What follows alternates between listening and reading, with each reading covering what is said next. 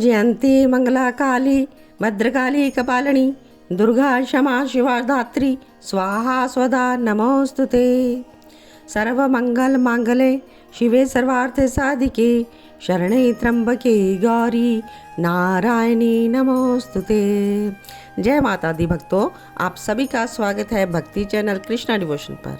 और आज के वीडियो में हम माता रानी के बारे में यानी कि नवरात्रि के बारे में, दुर्गा अम्बा जगदम्बा पराशक्ति के बारे में जानेंगे।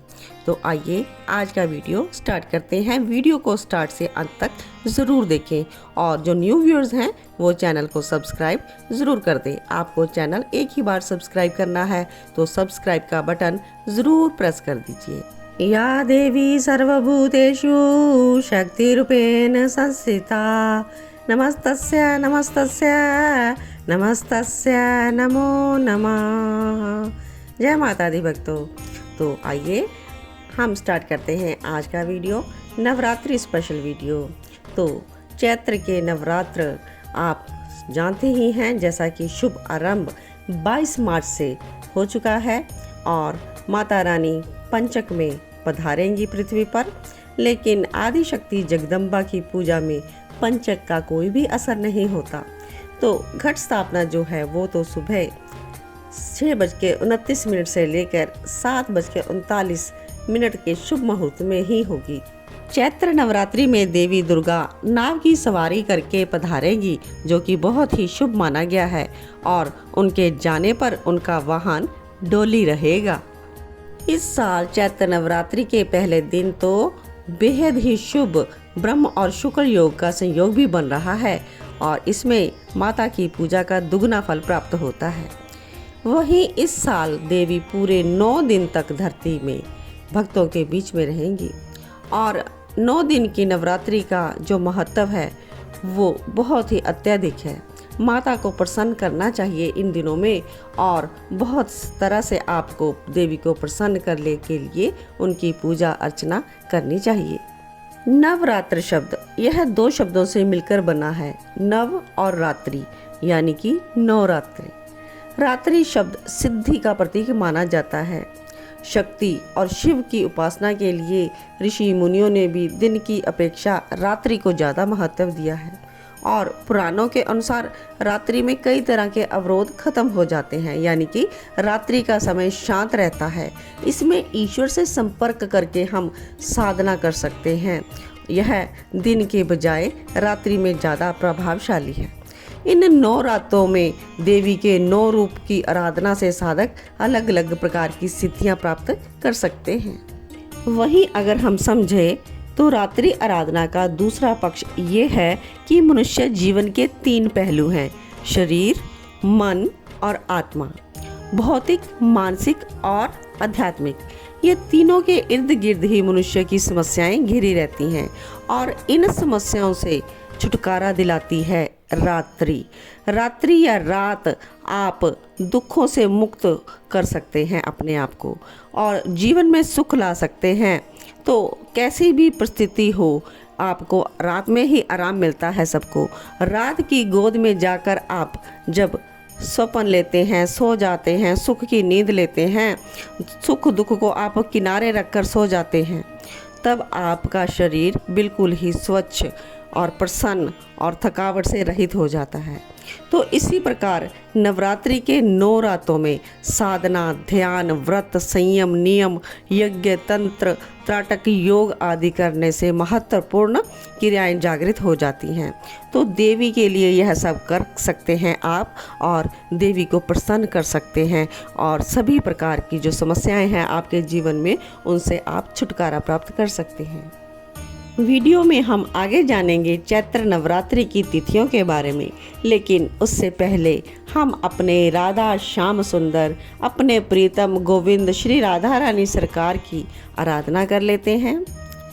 मेरी श्यामा मेरो श्याम, मेरो श्री वृंदावन धाम, प्यारी श्यामा प्यारो श्याम, प्यारो श्री वृंदावन वृंदावन धाम। जय जय श्री राधे। जय माता की भक्तों। तो चैत्र नवरात्रि का जो पहला दिन है वो 22 मार्च 2023 को होगा और इस दिन आप घट स्थापना करेंगे और माँ शैलपुत्री की पूजा करेंगे। दूसरा दिन 23 मार्च 2023 द्वितीय तिथि, इस दिन आप माँ ब्रह्मचारिणी की पूजा करेंगे। और तीसरा दिन 24 मार्च 2023 और इस दिन आप माँ चंद्र घंटा की पूजा करेंगे। चौथा दिन 25 मार्च 2023 आप माँ कुष्मांडा की पूजा करेंगे। पांचवा दिन 26 मार्च 2023 को आप माता स्कंद माता की पूजा करेंगे। छठा दिन 27 मार्च 2023 माँ कात्यायनी की पूजा करेंगे। सातवां दिन 28 मार्च 2023 माँ काल रात्रि की पूजा करेंगे। आठवां दिन 29 मार्च 2023 माँ महागौरी की पूजा करेंगे। और नौवां दिन 30 मार्च 2023 माँ सिद्धिदात्री की पूजा करेंगे। तो इसी दिन राम नवमी भी होती है। चैत्र नवरात्रि में आप पहले दिन से लेकर आखिरी दिन तक दुर्गा स्तुति का पाठ करें। आप देवी के समक्ष घी का दीपक जलाएं और दुर्गा सप्तशती का पाठ भी करें। और अगर आप देवी को ज़्यादा प्रसन्न करना चाहते हैं और इसके लिए आप महिषासुर मर्दनी स्तोत्र का पाठ कीजिए। इससे देवी दुर्गा बहुत जल्दी प्रसन्न होती है और साधक के हर कष्ट हर लेती है। नवरात्रि के इन 9 दिनों में माता जी को आप खास भोग भी निवेदित करें। भोग प्रसाद पाने से देवी बहुत ही प्रसन्न होती है। माँ की विधि पूर्वक पूजन के साथ साथ उन्हें आप शुद्ध देसी घी भी चढ़ा सकते हैं। यह करने से आप के सभी कष्टों और रोगों से आपको मुक्ति मिलेगी। आप देवी को सफ़ेद मिठाई, मिश्री, फलों का भोग तो अवश्य ही लगाएं। इससे माता विशेष वर देती है। माता को दूध और दूध से बनी हुई मिठाइयाँ व खीर पसंद है। इनका भोग भी आप उन्हें लगा सकते हैं। नवरात्रि के दिनों में आप माता को मालपुए बनाकर चढ़ा सकते हैं और बच्चों में भी इन प्रसाद को वितरण कर सकते हैं। माता को केले का भोग, वैसे तो हर एक फ्रूट का भोग आप लगा सकते हैं, पर केले सर्वाधिक प्रिय हैं माता को। माता कात्यायनी को आप शहद का भोग लगा सकते हैं और अगर आपको शहद का भोग ना मिले तो आप उनको मीठा रस यानी कि शहद का जगह पर आप उन्हें अनार का रस, मैंगो का रस और अन्य विभिन्न प्रकार के रस आप उनको भेंट कर सकते हैं। इससे आपके जीवन में मधुरता आती है और आकर्षण शक्ति भी बढ़ती है। और इसके अलावा आप गुड़ या शक्कर या उनसे बनी हुई मिठाइयाँ का भोग लगा सकते हैं। इससे माता आपके संकटों का निवारण कर देगी। और माता को आप नारियल तो अवश्य ही, नारियल श्रीफल, इससे तो माता बहुत ही प्रसन्न होती है। यह तो आप उन्हें ज़रूर भेंट करें। और इसके अलावा आप माता को लाल वस्तुएं, लाल अनार, लाल सेब या लाल तरबूज इस प्रकार का भोग लगाएं तो माता अवश्य प्रसन्न होती है। नवरात्रि के दौरान आप देवी माता के आगमन के लिए घर के गेट के मुख्य द्वार पर दोनों तरफ से स्वस्तिक चिन्ह बनाएं और मुख्य द्वार पर आप आमर के पत्तों का, अशोक के पत्तों का आप बंधनवान बना सकते हैं और इस पर आप शुद्ध कुमकुम और हल्दी के तिलक लगा सकते हैं। मोली में इनको आप बांधकर गेट पर लगाएं तो इससे माता रानी जल्दी आपके घर में प्रवेश करेगी। और आप घर की देहरी पर माता रानी के चरण चिन्ह बनाएं। अंदर की ओर आते हुए आप विभिन्न स्थानों पर चरण चिन्ह बना सकते हैं। मंदिर में तो यह चरण चिन्ह आप ज़रूर ही बनाएं। और इसके अलावा माता जी को प्रसन्न करने के लिए आप विभिन्न प्रकार की डेकोरेशन अपने घर में कर सकते हैं जिससे देवी प्रसन्न हो। आपके द्वारा किए गए भावों के द्वारा छोटे छोटे प्रयासों को भी देवी माता एक्सेप्ट करती हैं।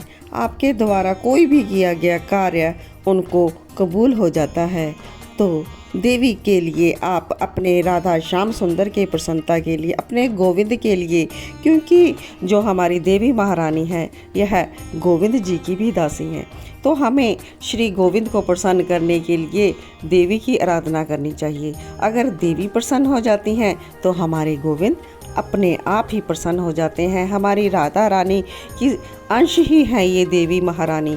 तो राधा रानी तक अगर आपकी पहुंच संभव ना हो तो उससे पहले आप देवी माता की आराधना करें। देवी प्रसन्न होने से राधा रानी सरकार, हमारे श्याम सुंदर ऑटोमेटिक प्रसन्न होते हैं। तो आप इन नवरात्रों में आप देवी की आराधना ज़रूर करेंगे और अपने प्रिया प्रीतम को रिझा लेंगे। जिस प्रकार सीधा एक हेडमास्टर तक हम नहीं पहुंच सकते, सबसे पहले हमें पीएन तक, टीचर तक, क्लर्क तक इस प्रकार पहुंचना पड़ता है, तो हम ऑटोमेटिक प्रिंसिपल तक पहुंच जाते हैं, संदेश हमारा वहां तक पहुंच जाता है। तो अगर हम देवी माता की आराधना करती हैं, जो कि गोविंद की प्रिय भगत हैं और उनकी ही सेवा में वो रहती हैं, तो हमें पहले देवी को प्रसन्न करना है। तो देवी प्रसन्न होने पर हमारा संदेश गोविंद तक ऑटोमेटिक पहुंचा देंगी। तो इन नवरात्रों में आप देवी की आराधना करके उन्हें ज़रूर प्रसन्न जागृत कर लें और अपना जो संदेश है अपने, अगर आप प्रीतम से मिलने की चाहना रखते हो तो अष्ट सखियों तक अपना संदेश पहुंचाने के लिए देवी की आराधना ज़रूर करें। यह संदेश आपको एक कृष्ण भक्त पूजा कृष्ण दासी आपको दे रही है, क्योंकि मैं खुद गोविंद की दास हूँ, उनकी किंकरी हूँ और उनकी ही सेवा में रहती हूँ। लेकिन गोविंद की आराधना करते करते मैंने देवी का दर्शन पा लिया है। और देवी एक है लेकिन मुझे उनके 9 रूपों के दर्शन हो चुके हैं। महारानी, अम्बा, जगदम्बा, पराशक्ति इन गोविंद की दास है। तो हम भी दासों के दास हैं, तो हमें दासों के दास महारानी जगदम्बा की आराधना ज़रूर करनी चाहिए। तो इन्हीं शब्दों के साथ आज के वीडियो को विश्राम देती हूँ। अगर वीडियो में कुछ आपके हृदय को ठेस पहुँचाने वाली बात कही गई हो तो आपसे मैं हाथ जोड़कर विनम्र माफ़ी मांगती हूँ, क्षमा मांगती हूँ। आप सभी के हृदय में बैठे प्रिया प्रीतम को मेरा कोटि कोटि दंडवत प्रणाम। जय जय श्री राधे, जय जय श्री कृष्णा वंदे जगत गुरुम।